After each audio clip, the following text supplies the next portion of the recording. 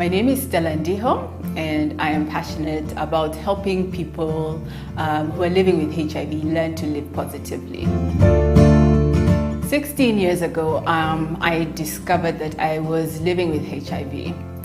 I was working in what I thought was my dream job in a hospital right here in Nairobi, and one day I did what I normally used to do every couple of months. I would go to the blood donor department and donate blood. And so I went and did that, and a couple of days later a nurse came to look for me in my office, and she told me she thought I was living with HIV. And so I went and was rechecked, and a couple of days later I discovered that indeed I was living with HIV. And of course my dreams were totally shattered once I discovered that. I've lived in Nairobi most of my life. I was brought up in a Christian household. I'm the firstborn out of a family of 5 siblings, and so a big part of my life was really trying to set a good example for my siblings. But when teenagehood set in, one of the things that I really tried to do was really to be that good example. But when I went away to university, of course, I had all the time to myself and I could do what I wanted. And so I rebelled. I lived what I thought was going to be a fun life.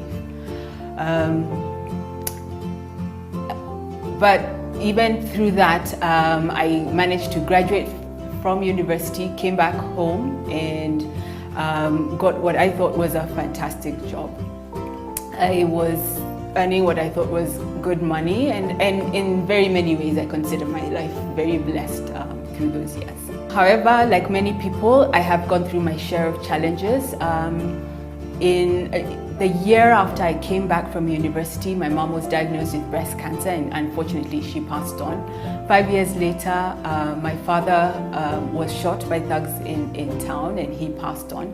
And so as the firstborn, I took on that mantle of being the parental figure in our family. And so even with that, I still considered myself a strong person. I helped my siblings go through school. But when I discovered my HIV status, that totally shattered my image of who I was, my thoughts of who I was. In 2001, the images that the media showed of people living with HIV was people who were totally emaciated and looked like they were going to keel over and just die. And so my biggest challenge at that point was just my fear of how I was going to die. I was deeply ashamed of thinking that I had brought HIV into my home. I was fearful of what my friends were going to say about me. I was fearful about my employer finding out about me living with HIV. And through that, what that led me to do is actually to shy away from people. I didn't want people to see me taking my medication. I didn't want people to ask me too many questions about how I was living. In 2004, after having lived with HIV for 3 years, I finally surrendered my life to Christ. And as I worked to develop that relationship, one of the things I began to understand was that the fear that I was living with was not natural. That's not what the Lord had intended for me. And so I began to try and figure out how to fight that fear. And so I sought help from different people. As I did that, I was helped to begin to understand that the Lord has made a lot of promises to us in His Word about, and promises that helped me eventually learn how to define myself, not through other people's eyes or through the fear that I was living in, but really to define myself based on who my Creator says I am.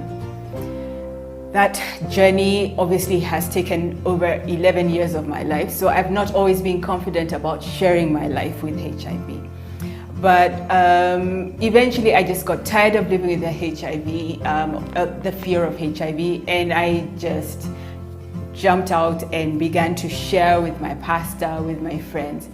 And Pole Pole, as as life has gone on and as I've shared my story, I've heard so many other stories along that journey.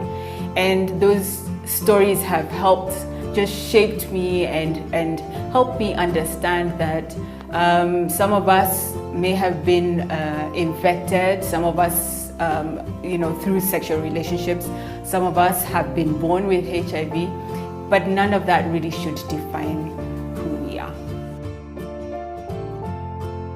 As I was fighting the fear, I began to break down what fear I was fearful of. I was fearful first of my physical well-being. I was fearful also of what my friends were going to say about me. And so I started off first just dealing with my fears. And then I started learning how to eat properly, how to keep exercising, because that's something I've always been passionate about. I started dealing with my thought processes and my mindset, and began to recognize that if I was going to live positively for the rest of my life, then I really needed to check what I was thinking. And I began to understand that I couldn't let what other people were thinking about me or what I perceived they were thinking about me shape who I was. And so I have developed this program that takes you through 10 steps of how I have learned how to live positively. And I pray that this will be of help to anybody who's really just learning how to live with HIV. Living positively will help you deal with stigma, and stigma can be your own self-stigma or stigma from others. Living positively will help you understand how to eat properly, how to deal with when you first are presented with your ARVs and have to take medication, and how to get used to the thought of living with under medication for the rest of your life.